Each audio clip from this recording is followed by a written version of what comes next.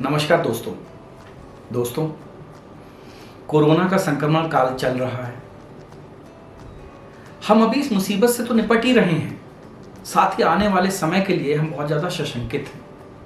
हम में से ज़्यादातर लोग ये समझ नहीं पा रहे हैं कि आने वाला कल कैसा होगा, हमें किन किन परेशानियों का सामना करना पड़ेगा। तो अपने इस वीडियो की शुरुआत मैं सबसे पहले एक कहावत से करता हूँ। कहावत यह है कि इंसान के पास जितनी लंबी चादर हो उतने लंबे पैर ही फैलाने चाहिए। जी हाँ, अब मैं बात करता हूं आज के विषय की। आज का मेरा विषय ये है कि कोरोना और कोरोना के बाद कैसे हमें फाइनेंशियल प्लानिंग करनी चाहिए, क्योंकि दोस्तों ये समय मुश्किल है और आने वाला समय और भी मुश्किल होगा। क्योंकि आप भी जैसा जानते हो, उद्योग धंधे पटरी से उतर चुके हैं, नौकरियां बहुतों की जा चुकी हैं। किस तरह से देश में ये फाइनेंशियल क्राइसिस दूर होगी और किस तरह से आपको अपने आने वाले समय के लिए फाइनेंशियल क्राइसिस से निपटने के लिए योजना बनानी चाहिए, मैं आज उसके बारे में बात करूंगा। दोस्तों, इंसान के लिए सबसे ज्यादा जरूरी है रोटी, कपड़ा और मकान। तो बात करते हैं रोटी से।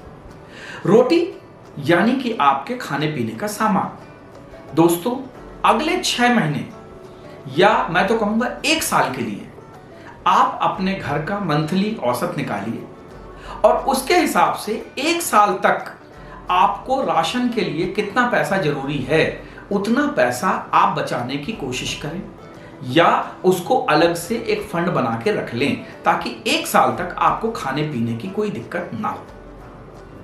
फिर आता है कपड़ा। देखिए दोस्तों, कपड़े के बारे में मेरा यह मानना है कि कपड़ा एक ज्यादा जरूरी आइटम नहीं है। अगर जरूरी हो तो अगले साल तक, 1 साल या 1 साल के बाद तक कपड़े सिलवाइए, अदरवाइज इन्हीं से काम चलाइए।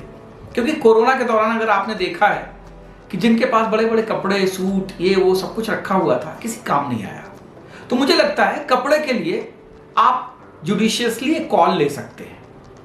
अब बात आती है मकान की।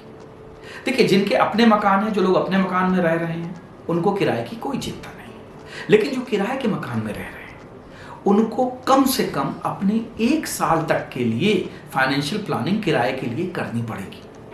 वो पैसा किसी भी तरह से उनको सेव करना पड़ेगा, सो दैट आने वाले समय में कोई परेशानी ना हो।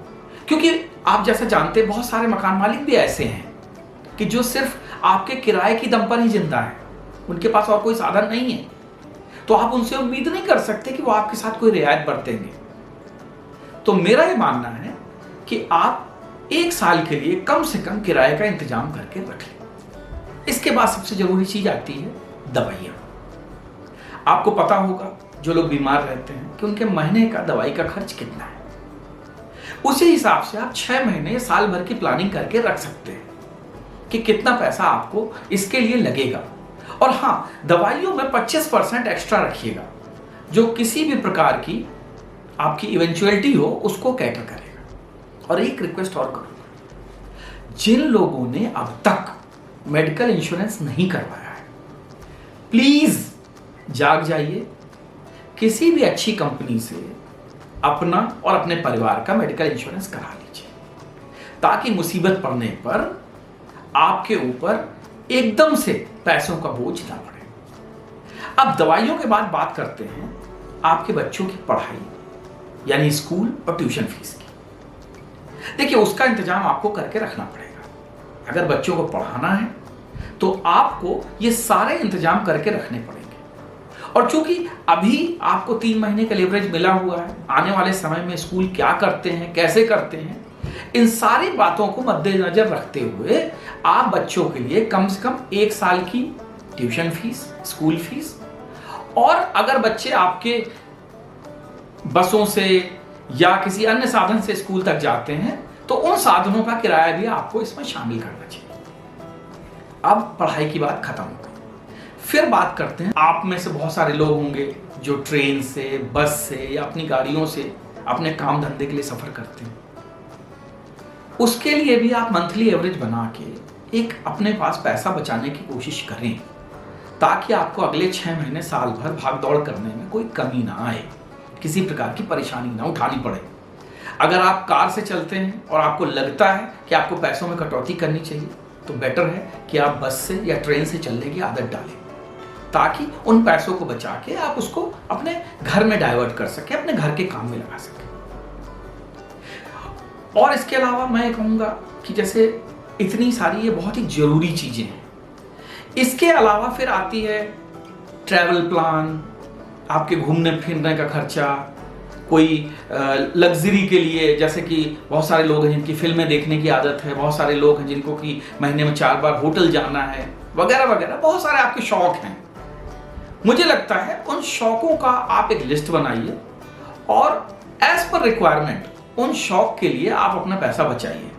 अगर पैसा नहीं है तो मुझे लगता है कि जिस तरह से सबने थोड़े में गुजारा किया है, उन शौक के लिए भी आप अपने मन को मारिए और थोड़े में गुजारा करना सीखिए, क्योंकि आने वाला समय बड़ा अनसर्टेन है। किसकी नौकरी रहेगी, नहीं रहेगी, किसकी नौकरी जाएगी, नई नौकरी लगेगी तो कितने में लगेगी, जो तनख्वाह आपको पहले मिल रही थी क्या वही तनख्वाह आपको मिलेगी। और हाँ, अगर जिसने अपना घर लोन लेके लिया है तो कृपया उस लोन की किस्तों का भी इंतजाम करके रखिए, क्योंकि आने वाले समय में आपको लोन की किस्तें भी भरनी पड़ेंगी।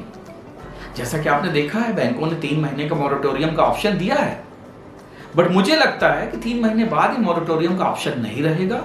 और अगर आपने मकान लोन लेके लिया है तो आप अगले 6 महीने, साल भर के लिए लोन के पैसे कैसे चुकाने हैं उसकी भी प्लानिंग करके चलिए। बाकी सारी इवेंचुअलिटीज के लिए अगर आपके पास पैसा बचता है तो बचा के रखिए।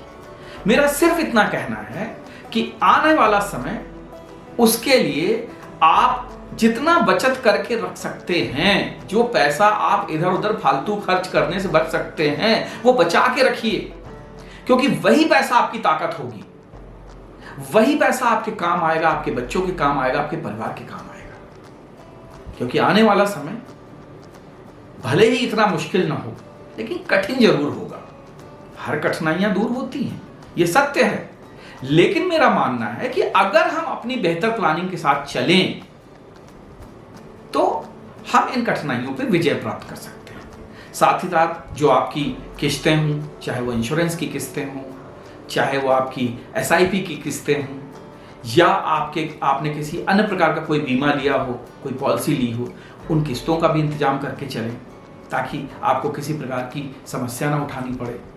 लाइफ इंश्योरेंस का जैसे मैंने बताया, उसका ध्यान रखिए, चाहे टर्म प्लान ले लीजिए, साथ ही साथ मेडिकल इंश्योरेंस का ध्यान रखिए, क्योंकि ये सारी वो चीजें हैं जो आपको मुसीबत से बचाती हैं, उबारती हैं। तो दोस्तों, मेरा सिर्फ यही कहना है कि मुसीबत से बचने का उपाय करके चलना ही सबसे बड़ी बुद्धिमानी है। जितनी चादर हो उतना पैर फैलाइए। तो दोस्तों, अगर आपको आज की मेरी बात अच्छी लगी हो और इसमें से कुछ भी आपके काम का हो, तो प्लीज इसे लाइक कीजिए, शेयर कीजिए, और हाँ, फ्री ऑफ कॉस्ट है, मेरा चैनल सब्सक्राइब कीजिए, ताकि मेरी बात आप तक और आपके दोस्तों तक पहुंच सके, और अगर किसी का भला हो सकता है तो भला हो जाए। धन्यवाद।